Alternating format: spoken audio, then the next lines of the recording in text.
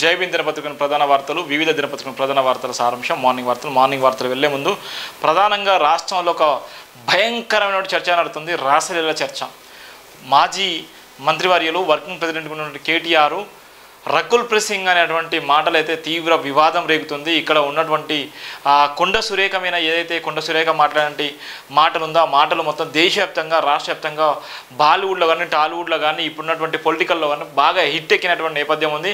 ఆఖరికి వ్యక్తిగతంగా కూడా వాళ్ళు తెరపై తీసుకొచ్చినటువంటి నేపథ్యంలో రాహుల్ గాంధీకి అమల గారు ట్వీట్ చేసినటువంటి నేపథ్యం ఉంది. అలానే నాగార్జున కూడా పూర్తిగా అది మన రాహుల్ గాంధీ గారు కూడా చెప్పినటువంటి దాఖలనే సీఎం గారి దృష్టి కూడా తీసుకెళ్ళినటువంటి సందర్భాలని దీని మీద వెంటనే వెనక్కి తీసుకోవాలనేటువంటి ఒక వివాదం అయితే జరుగుతుంది. ఇప్పుడు ఎవరి నోట చూసినా నాగార్జున మాట, సమంత మాట, కేటీఆర్ మాట తప్ప ఎవరి దగ్గర లేదు. రాష్ట్రంలో ఇప్పుడు ఉన్నటువంటి బీఆర్ఎస్ పార్టీ ఏ విధంగా ఇప్పటికే రియాక్ట్ అయింది. హరీష్ రావు కానీ కేటీఆర్ కానీ వాళ్ళందరూ కూడా స్పందించినటువంటి నేపథ్యం ఉంది. పార్టీలు అందరూ కూడా గుసగుసలు ఆడేటువంటి నేపథ్యం ఉంది.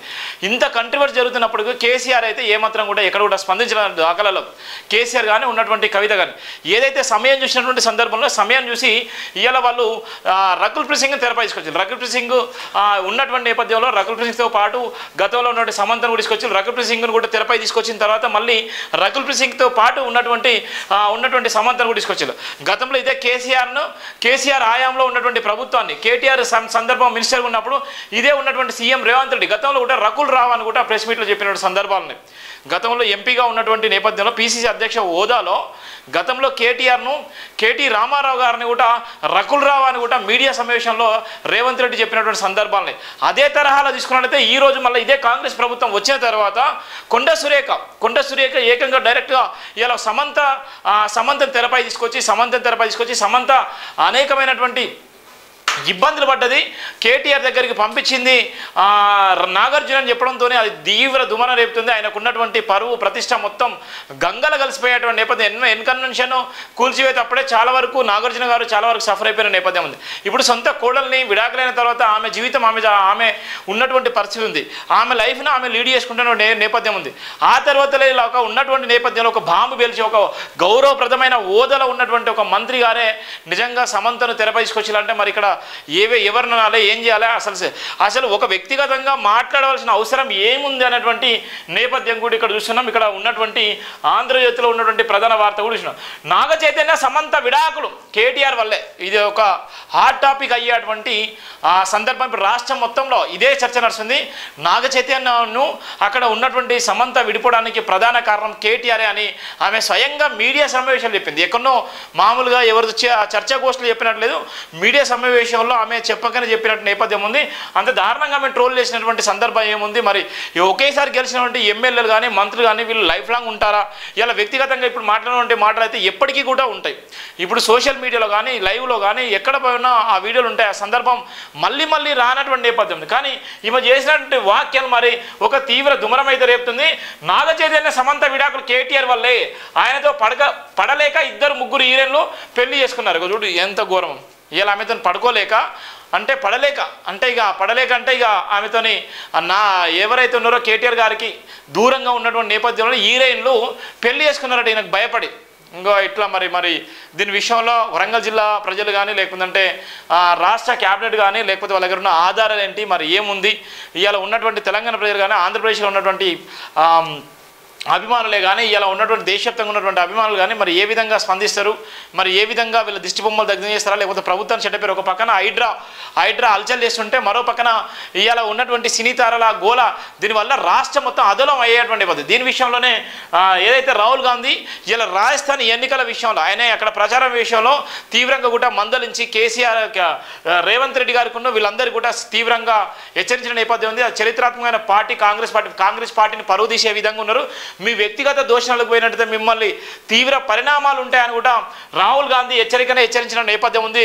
అక్కడ ఉన్నటువంటి సీఎం రేవంత్ రెడ్డి విషయంలో హైడ్రా, ఇవాళ ఉన్నటువంటి సినీతారల విషయంలో కూడా ఇలా గందరగోళం అయ్యేటువంటి నేపథ్యం ఉందని కూడా ఇలా రాష్ట్రంలో ఉన్నటువంటి మంత్రులు, రాష్ట్రంలో ఉన్నటువంటి వాళ్ళందరూ కూడా రాహుల్ గాంధీ హెచ్చరిక చేసినటువంటి నేపథ్యం కూడా ఉంది. దానికి సంబంధించినటువంటి వార్త చూసుకున్నట్టయితే ఇక్కడ ఉన్నటువంటి సమంత పాపం ఆమె లైఫ్లో ఆమె ఉంది. ఒక వ్యక్తిగతంగా ఒక మహిళను కూడా తెరపై తీసుకురాదు. అక్కడ ఉన్నటువంటి నాగార్జున కూడా ఆశ్చర్యానికి గురిపోయేటువంటి నేపథ్యం ఉంది. అలానే అమల కూడా రాహుల్ రాహుల్ గాంధీ ట్వీట్ చేసిన నేపథ్యం ఉంది. రాహుల్ గాంధీని కలిసి కూడా ఆమె వివరంగా చెప్పేటువంటి నేపథ్యం కూడా ఉన్నటువంటి నేపథ్యం ఉంది. అక్కడ కేటీఆర్ కానీ హరీష్ రావు కానీ వీళ్ళందరూ కూడా స్పందించినట్టు దాఖలే. కొండ సురేఖ మాత్రం ఏదో జరిగినట్టుగా, కొండ సురేఖకు అవమానం జరిగింది. కొండ సురేఖ అవమానం జరిగిందంటే ఇప్పటికే రాష్ట్రంలో ఉన్న ప్రజలందరూ స్పందించలేదు. ఆయన మా పద్మశాలి బిడ్డగా, ఒక బీసీ బిడ్డగా కానీ వ్యక్తిగతంగా ఒక మంత్రిని అవమానించినా, ఏ మహిళను అవమానించినట్టే.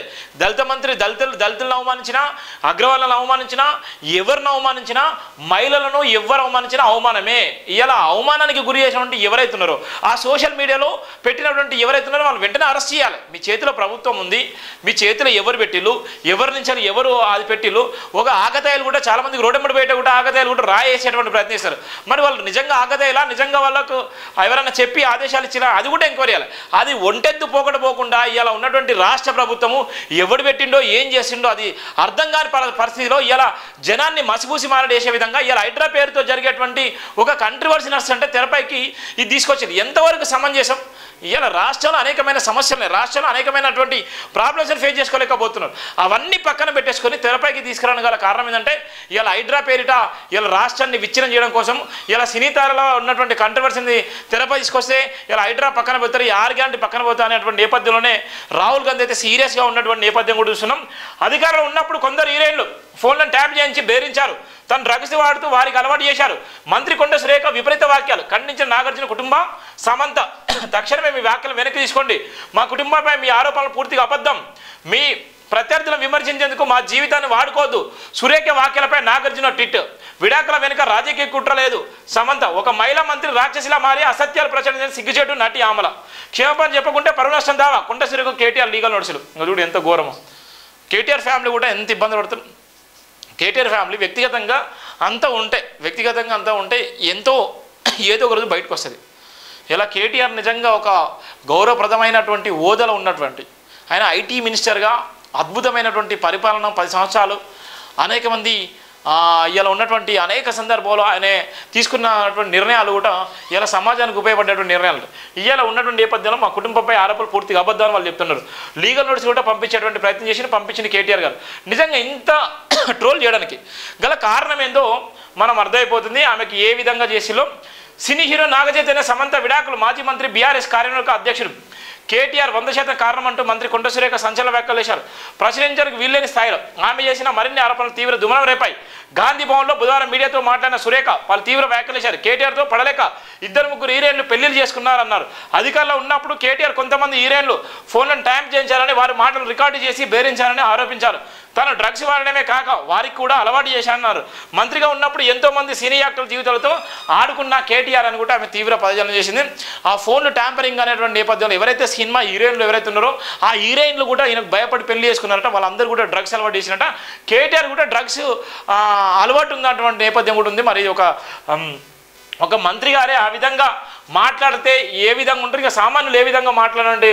వార్త అయితే చర్చనీయాంశంగా ఉంది. నాగచైతన్య సమంత విడాకుల కారణమే కేటీఆర్ అన్నటువంటి ప్రధాన వార్త కూడా ఆంధ్రజ్యోతిలో ఉన్నటువంటి వార్తలు కూడా మనం చూస్తున్నాం.